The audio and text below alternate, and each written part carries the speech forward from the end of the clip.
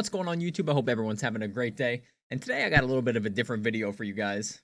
One of the things that I love about Dead by Daylight is that I have 5,000 plus hours and I could still find new things in this game that I didn't know. So today I'm going to be taking you guys through a couple things that you probably didn't know about Dead by Daylight. Let's get right into it.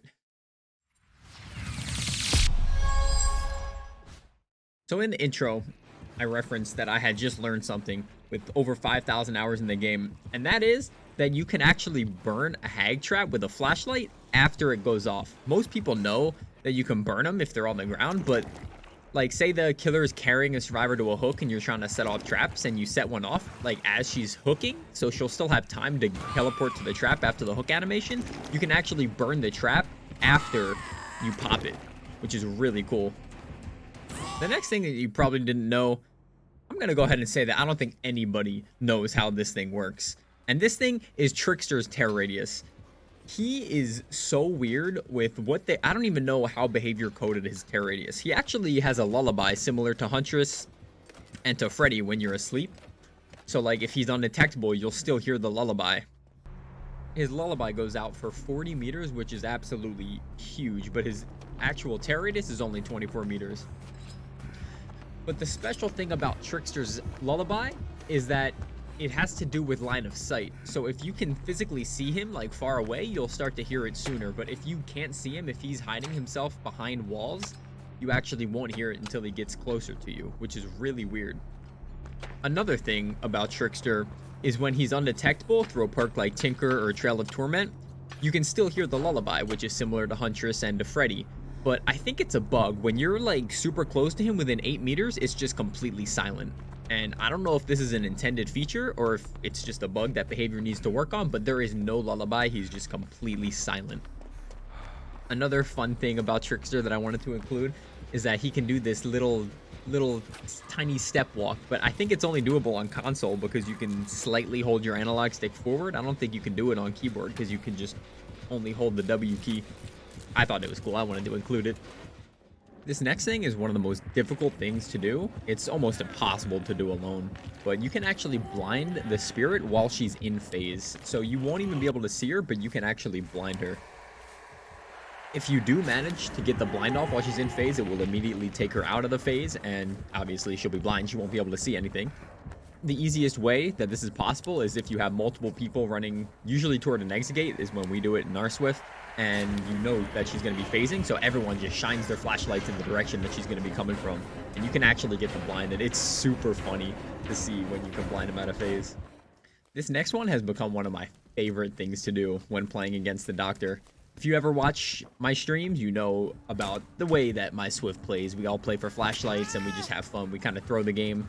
We don't really care about escaping. Most people know that you can dead hard shock therapy from a Doctor. So if he's trying to shock you at a pallet, you can dead hard to the pallet as the shock goes off and the shock won't hit you, and you'll be able to throw the pallet.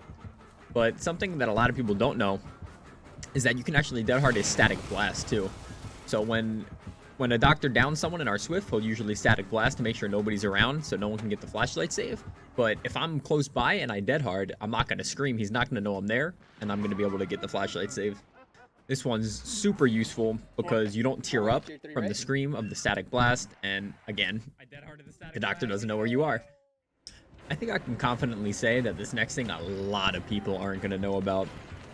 When you're vaulting a window in Chase and you're exhausted, most people you have to hold sprint to get a fast vault. Most people will hold sprint and fast vault and keep holding sprint because they're going to keep sprinting after the window. Why would you not? But if you let go of the sprint button while you're in the vaulting animation, your exhaustion goes down for like that half of a second. And I know it may not seem like a lot, but if your exhaustion is like almost back and you're trying to get it back in Chase, this can actually really help, especially, which doesn't happen very often, if you're going against the perk Mindbreaker, because it only lasts for 5 seconds and the exhaustion goes down really quickly. But I've actually started doing this quite a lot in my games, and it does help sometimes to get my exhaustion back quicker. This next one will give you a little bit of an advantage if you're playing the Demogorgon. On certain maps like Springwood and Auto Havens, there's these cars that have really weird collisions, and you can actually use your shred to like slide off the cars and hit things that you shouldn't be able to hit. So it's hard to explain. I'm just going to show you guys. So these cars have no collision, and if you use your shred like kind of on the one side, you just have to be angled one way, like to the left or to the right. If you're angled to the left, you'll just slide off and go right around to the right side. So when you're in chase, it's going to look something like this. This move is actually really nasty to get good survivors that greed pallets, because you'll be able to just gain a ridiculous amount of distance super quickly and catch them off guard. This one I feel like is a little more well known, but I wanted to include it anyway for people who don't know. There's actually 2 killers in this game that you can burn. Everybody knows you can burn a Wraith if you're shining flashlights at him while he's invisible. He'll have a long stun. But a lot of people don't know is that you can burn a nurse. She has to be charging a blink, and you have to be shining your flashlight at her while she's charging for like 3 to 5 seconds, and you'll actually be able to burn her. This doesn't really work on most nurses because they're not going to be charging blinks for that long.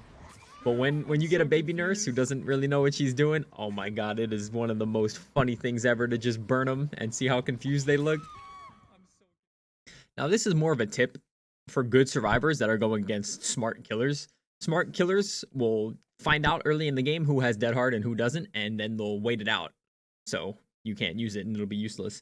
So if you know the killer's smart and you know they've been waiting out dead hards, one of the things you can do is you can kind of like run at them while you're injured, and they're gonna like wait out your dead hard. They'll wait for a second, and then you'll get a little bit of a distance because they're not gonna swing. They'll back up, and then when they catch up to you again, they're gonna lunge. They're gonna be like, oh, he doesn't have dead hard, so they'll lunge at you, and then you dead hard.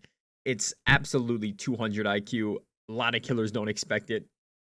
And here's a clip of one of my good friends, Smiley, he did this against Farmer John, and just look at the reaction. It absolutely blows the mind of the killer, because they think that you're being dumb, but in reality, you're just absolutely outplaying the guy. To be one of the most balanced killers of the time. They literally said that. Aside, because Crack Billy was not okay.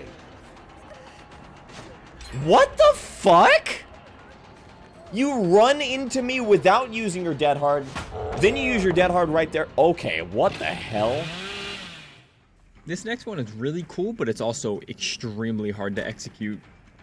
So with Pig's ambush attack, you get a quick sprint burst in one direction that'll end in an attack.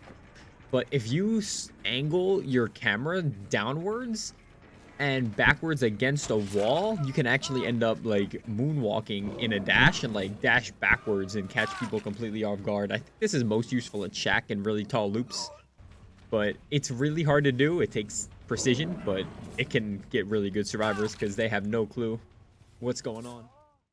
Here's a little tip that I really think a lot of people don't know, but it's so simple. You can actually tell who brings which offering into a game. When the offerings pop up on the offering screen, that means nothing.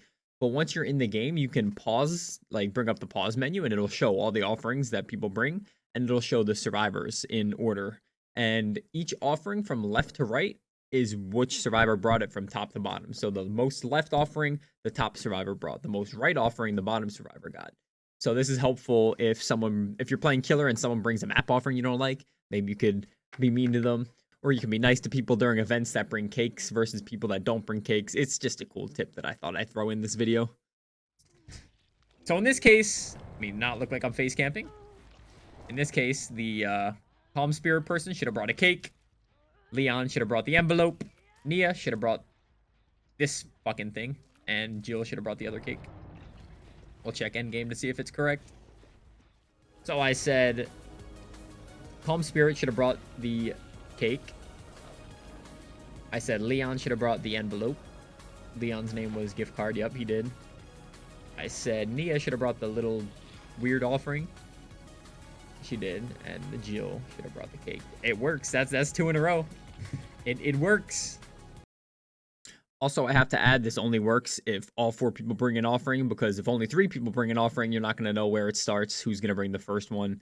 So I think this only works if all 4 survivors bring an offering.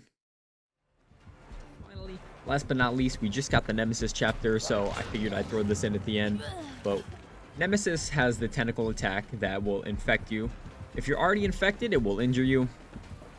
But the fun fact here is if you're committing to a gen that's almost complete, or a totem, maybe the killer's got a hex and you really want to get the totem before he pulls you off of it, if you're not infected yet and he comes up to you on this interaction and pulls out his tentacle to hit you, you can just completely stay on it. The tentacle will not force you off the action. It'll just infect you, and you'll be able to finish it while he has his little cooldown animation for hitting you. But if you are already infected, then the tentacle attack will injure you, then it will take you off of it. So it only works about half the time. You just gotta pay attention to if you're infected or not. That pretty much does it for this video. This is like 2 or 3 days after I recorded the intro. This is the first time I've ever made a video like this. It's been really weird, a lot of editing. So I've been taking breaks and stuff, but I really hope you guys learned something new, maybe that you didn't know before, and hopefully you can implement it into your games. And yeah, hope you guys enjoyed the video.